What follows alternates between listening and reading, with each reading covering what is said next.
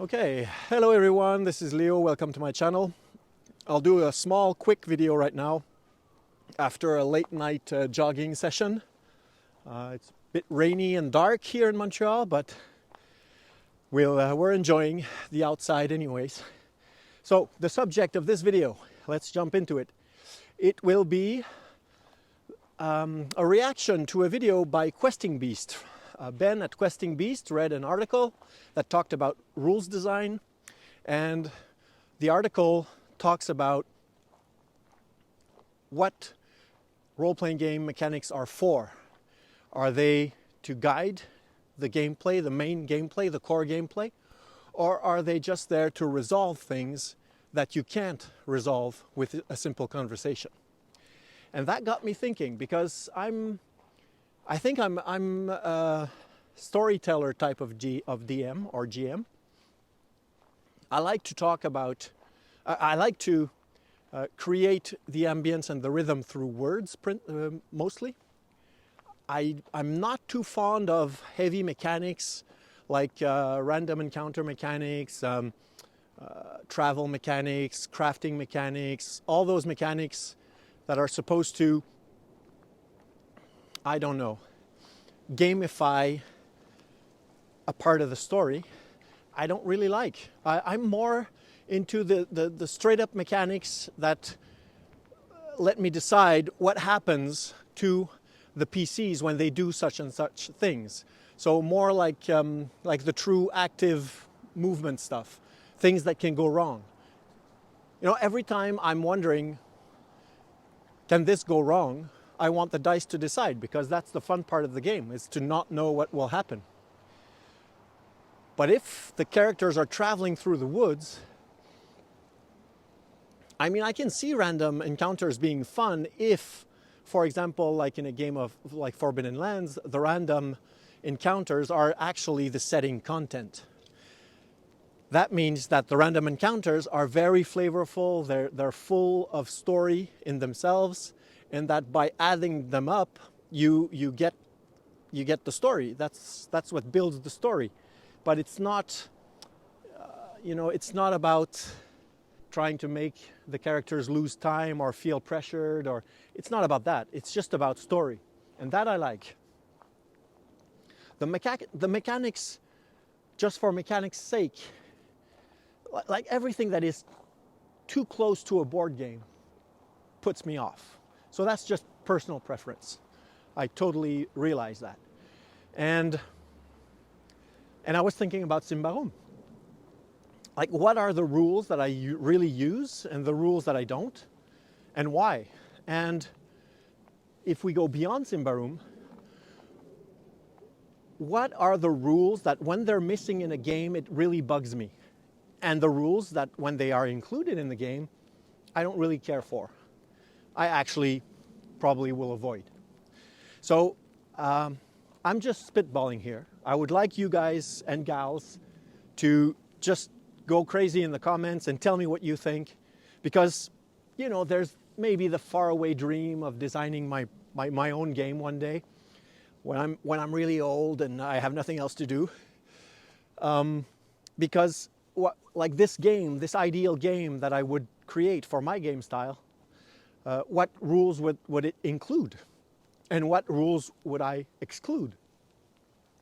And one thing that comes to mind is chase rules. Like if we start from the basics, you know, there's combat, action scenes, stuff like that. You know, perils of all sorts. You want dice to determine those things, right? So in the case of chases, that one is usually pretty hard to adjudicate as a GM, because most rules have this separation between regular gameplay and combat, and have a thing called initiative and sequential movement, which is so unrealistic. I really hate it, but you know, that's the best we've got right now. So this sequential movement and round-based combat, when it has to jump into chase mode, it's really clunky, because you can't have a chase where everyone moves one at a time. You know, it's completely ridiculous. Chases are all about simultaneous action. So I need those rules. And the rules in Symbaroum for chases are maybe not the best. You know, they're okay. They're okay because they're simple, they're straightforward, but they don't give you, like, the thing that I find the hardest when I do chases is to create the landscape as the chase moves. You know, you want to have it very visual. Chases in movies are always spectacular. There's always tons of visuals, tons of locations, tons of different perils. And you want those in your games. And rarely do games help you with that. They really, that's one place where you would need some good random elements, and the games don't give you any. It's crazy. And it's been going on for years. I mean, now there's some games that are starting to do it, like Call of Cthulhu has a very elaborate chase system that is much too complicated to my taste. It slows down the chase to a crawl, which is absurd. Blade Runner by Free League has a good chase system with cards. There's just not that many of them. I would like more. I've got my new microphone. I have to calm down. I don't need to yell. You're right there.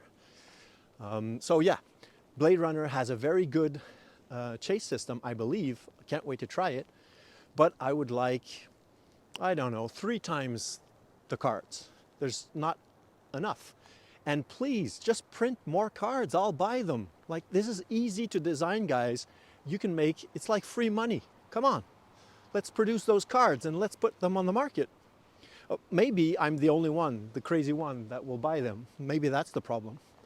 But tell me in the comments, would you buy extra cards for chase random events for a chase system? So that's one big one that is often a failure in many games. Thinking of another one.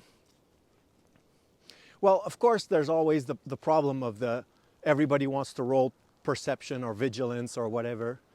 You need clean rules on how to adjudicate group actions, because it happens all the time, and it's really, when games don't address that, it's just ridiculous. It's like if you want them to find the thing, you just say, okay, all roll vigilance, please. And of course somebody will succeed.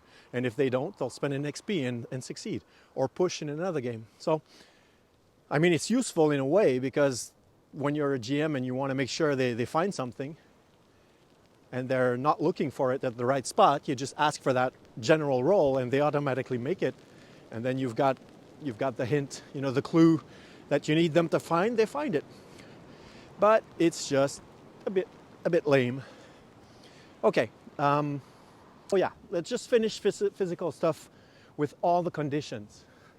Being on fire, acid, being dazed and stunned, all those things, those fun things. They should be in all the games, and they should be well designed, because they are such wonderful tools when you're a GM.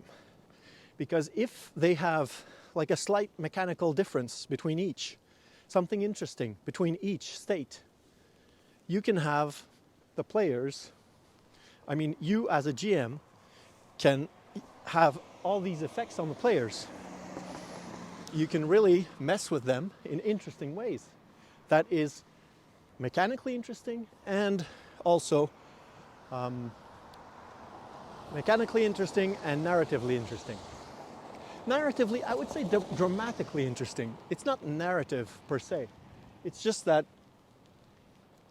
it gives some good RP fodder for the players.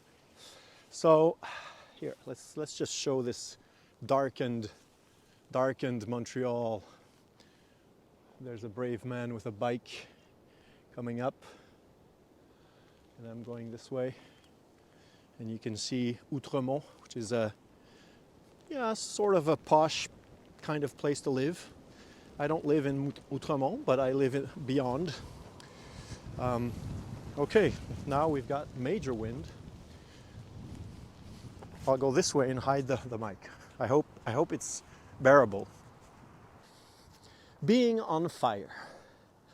Most games, it causes some damage, and then you're on fire, and then you have to wriggle on the ground to be not on fire. And I'm sorry, when somebody hits you with a torch, unless this torch is dripping with flaming oil, you will not be on fire. I mean, unless this torch is like put in your hair for a while, you will not catch fire. Like, let's drop this you're on fire thing. That's just so ridiculous. Of course, in movies, everybody catches on fire all the time because they're doused in oil. That's why. Anyway, so yeah, if the attack is some kind of a peat that is put on fire, like they did in the medieval times, that's bad because you are on fire and you can't put it out by just wriggling on the ground. So, well, maybe you could, but you really have to sort of bury yourself into the sand. So yeah, so that's the on fire thing. Last thing I'd like to talk about is social. Social encounters, social conflict, all that stuff. That's another big one. And before I do so, I would just like to remind you that I don't have a Patreon. If you want to support my channel, the best thing to do is to buy Playing with Goblins. The link is in the description below. It's an adventure I wrote. Even if you don't intend to use it, it's a really nice gesture to buy it, or to buy the pay what you want stat blocks that go with it. So yeah, so there's the plug. So the last thing I want to talk about is the social, because social rules are either pretty complex in some games, like the One Ring, or they're just non-existent, like in so many games. And you could say that in Symbaroum, it's there, but it's bare bones, just like in D&D, just like in many other games. And what do I like best? I must admit that I haven't run the One Ring enough to really use those rules, so I can't compare. Let's just say if I go off the cuff, I would say that I'm not a big fan of social rules. I mean, I like the idea of social rules, and I just don't really use them in play. Because when I get into character with an NPC,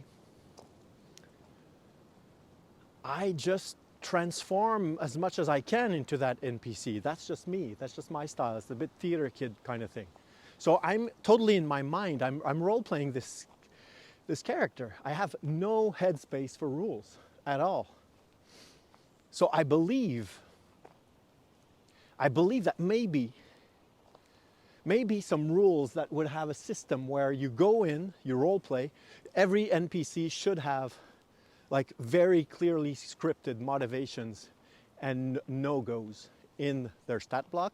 So things they want, things they hate, things they love, like one of each. So at least you have a really good direction. Like if the players start going into what they hate, of course they'll get a bad reaction. And when do you roll? That's the question. I'm sort of thinking that you might want to roll once a good chunk of roleplay has been done. We've sort of went through the motions. We, through roleplay, have defined that we're either pretty much convinced or angry or whatever. And then you do the roll, giving modifiers to that roll that are logical for what the role play was doing.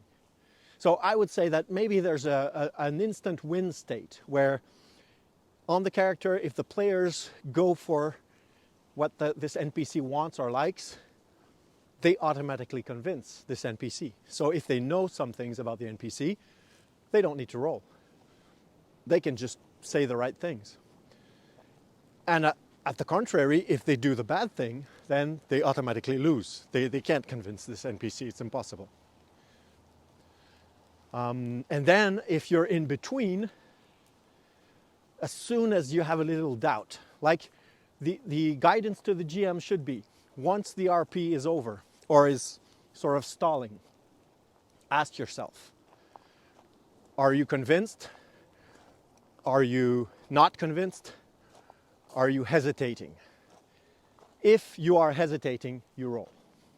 And it's just a split decision. It's a split moment decision. You're in the character, you're role-playing this NPC, you know. So you just ask for the roll. That could be a thing. And some talents by PCs could interrupt the RP and force a roll because they have some kind of seduction thing, or they have some kind of blather deception thing, or whatever. And then you get player agency through the mechanics of the game. So a player that's not that comfortable with roleplay could use these talents to really have an impact on a scene, even though they don't roleplay per se. I think for my preference, I would not give those talents to monsters. I might give them resistances, like they ignore the application of this or that talent.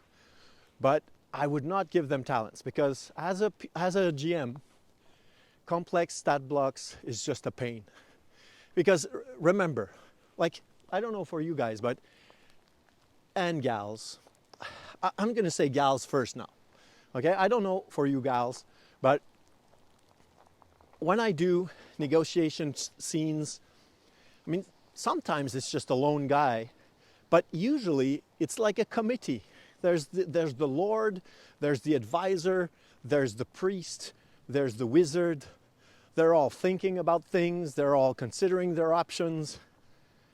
If I need to manage their reaction talents of all four, as I try to role play all four, I mean, I'm dead. I will not be able to do it. Symbaroum already has too many abilities to manage. When I do combats, I always forget tons of abilities that my NPCs have, because, you know, unless you have only one type of NPC in play, it becomes quite hairy very fast. So let's keep that simple. But on the player side, I can see that it would be very interesting. So do we want social mechanics? Yes or no? I think I would. If it's too complicated, I don't want them. If it's something that's really bare bones like Symbaroum, that's okay. I can use that because I can just throw in a check, just like you do with any other check. And if you want something a bit more detailed, I think I would go for something that, like I just described. So there we go. I think I agree with Ben in the sense that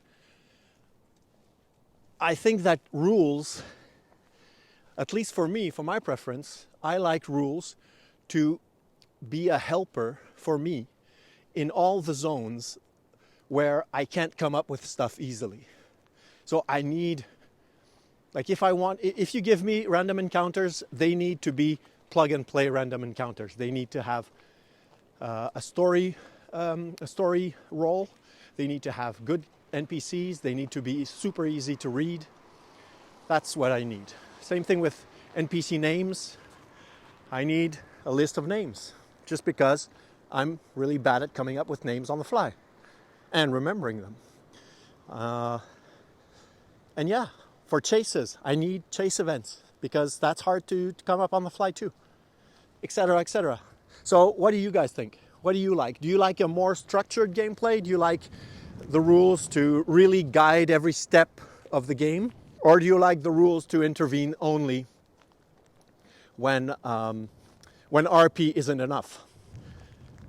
And when there's like the element of randomness that comes into play, and we want to know what's going to happen. So thanks a lot for listening to this crazy tornado environment video in the dark, and see you in the next one. Bye bye.